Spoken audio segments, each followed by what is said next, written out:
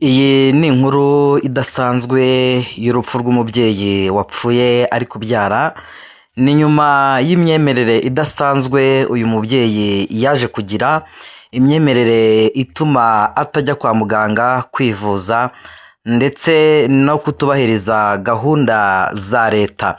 Ibi byatumye mu by'ukuri uyu mubyeyi aza gupfa ari kubyara nyuma yo kutajya kwa muganga bijyanye n'imyemerere y'idini abarizwamo. Ibi ni ibintu byababaje abantu benshi cyane by'umwihariko batuye mu gace uyu mubyeyi yavukagamo cyangwa se yari atuyemo magingo aya. Ibi byabereye mu karere ka Rwamagana, mu by'ukuri ahavugwa abantu bafite imyemerere idasanzwe, idini mu by'ukuri itabemerera kujya muri gahunda za leta, harimo kwivuza, kwiga, gufata irangamuntu ndetse no kujya mu muganda, kudatunga telefone n'ibindi bigiye bitandukanye. Iri dini abarizwamo ngo rigenda ribabuza. Ni ibintu navuga ko byatunguye abantu benshi cyane. Uyu mubyeyi yitwa Dina, akaba yari afite inda y'imvutsi, yari atuye mu karere ka Rwamagana, mu mudugudu wa Karubisha, mu kagari ka Nkomangwa, mu murenge wa Munyiginya, niho uyu mubyeyi yari atuye.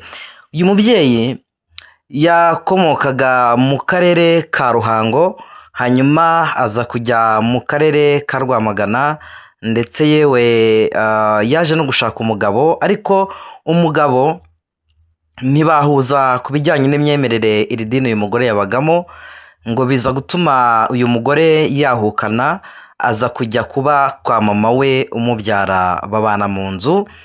Hanyuma bakaba bari bafite imyemerere idasanzwe y'itorero ngo ryitwa Abagenzi.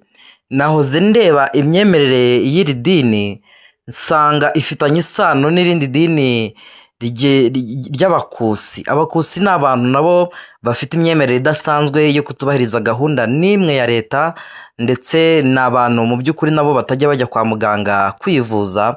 Ngira ngo mu minsi yatambutse mu karere ka Huye nibwo naho humvikanye inkuru y'umugore wari ugiye kubyara inshuro ngira ngo ya 9 nimba mbyibuka neza, nawe apfa ari kubyara, kandi izo nshuro zose ngo nta nimwe yigeze abyara yagiye kwa muganga. Birumvikana ko n'abantu bafite imyemerere idasanzwe.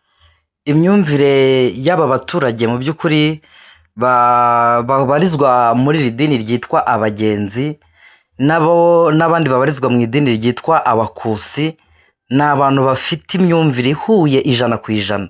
Ngira ngo ni urupfu rwabanje kugirwa ibanga n'umubyeyi ubyara uyu witabye Imana, kubera ko nyuma y'uko uyu mugore wapfuye yaje kuba kwa mama umubyara, bagiye bahasengera mu buryo bw'ibanga rikomeye, ndetse leta, abayobozi bo mu nzego z'ibanze bagerageje kurwanya ibyo bintu byo kutubahiriza gahunda za leta, kutikingiza, ntawabatera urushinge mu gihe cyo kwikingiza COVID-19. Barabyangaga, leta ugasanga irabashishikariza kwikingiza, ariko ugasanga mu by'ukuri ntabwo babyumva. Byaje rero kuba ibindi nyuma y'uko uyu mugore yaje gupfa, agapfira mu nzu kwa mama we, ariko mama we urupfu akarugira ibanga. Uti byagenze gute kugira ngo aya makuru amenyekane?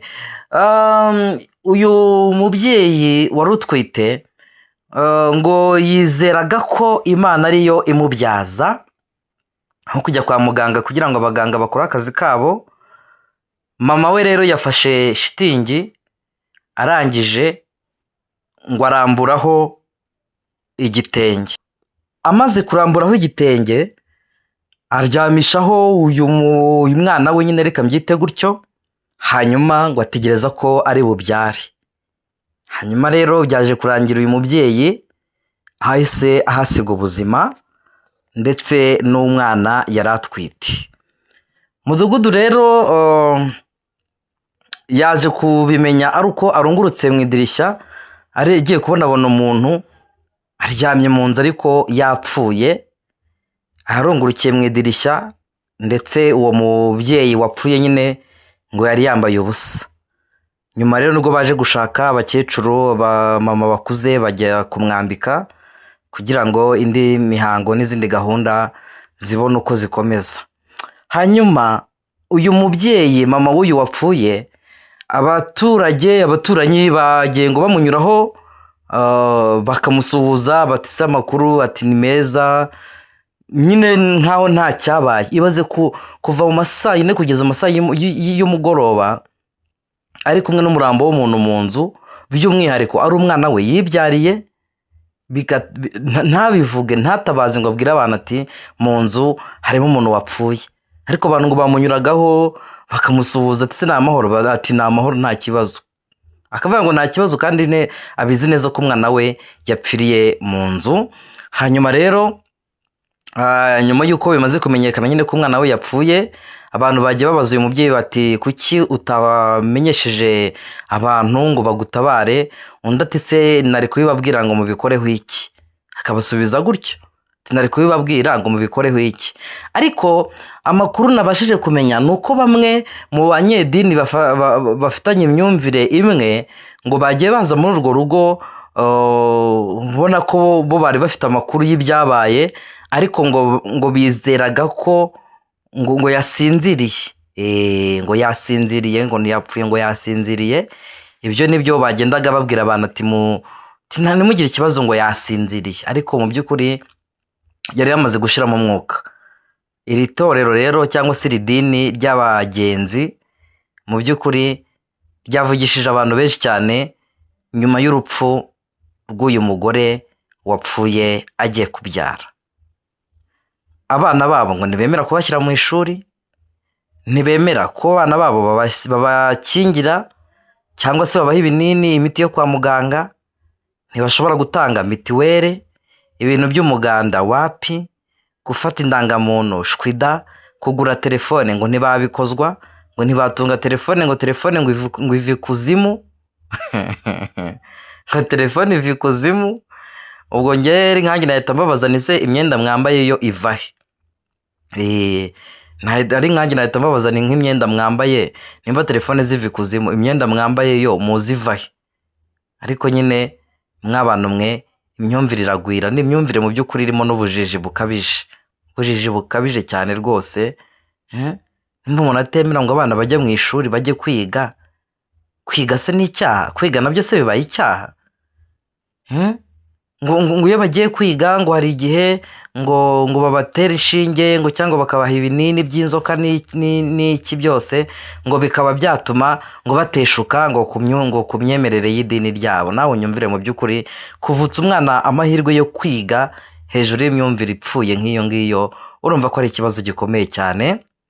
Ubwo rero inzego nyine zibishinzwe zimaze kuhagera, urumva ko batangiye gukora iperereza ndetse kugira ngo babashe kumenya impamvu nyamukuru cyangwa se impamvu nyakuri yaba yateje urupfu rw'uyu mugore wo muri iri dini mu by'ukuri rifite imyumvire ndetse n'imyemerere idasanzwe. N'abantu ngo basenga, iyo bari gusenga ngo nta muntu ushobora kumva amajwi yabo, nta ushobora kumenya nimba bari gusenga. Ni abantu ngo basenga bacecetse batuje ku buryo umuntu atapfa kumenya ko bari gusenga. Urumva rero uyu mubyeyi wapfuye mu by'ukuri yazize imyumvire, niko nabyita, kuko icyakora ngo ntabwo we iyi myumvire yayijyagamo cyane, ahubwo mama we umubyara niwe ngo washyiragamo imbaraga muri iyo myumvire. Ariko uyu mugore wapfuye hari amakuru nabashije kumenya ko ngo hari igihe yigeze ajya kwa muganga inshuro nk'ebyiri agiye kwipimisha, ariko abihisha mama we umubyara ko yagiye kwa muganga kwisuzumisha cyangwa se kwipimisha inda kugira ngo barebe uko umwana ahagaze. Urumva ko atari ibintu byoroshye mu by'ukuri. Abaturage rero basabaga bavuga bati mu by'ukuri mudufashe, kubera ko abantu bo muri iri dini ntabwo ari abantu mu by'ukuri umuntu yashyigikira, batajya muri gahunda za leta, abantu mu by'ukuri bativuza, batemerera abana kujya mu mashuri, ntabwo ari ibintu byiza. Abaturage rero bababajwe cyane n'urupfu rw'uyu mubyeyi wapfuye, urupfu navuga ko ari urupfu rw'amaherere, kuko iyo aza kujya kwa muganga nyuma yo kumva ubuzima butagenze neza ahari bari kumufasha akaba muzima ndetse akanabyara neza, ariko urumva ko ari ikibazo navuga ko gikomeye cyane.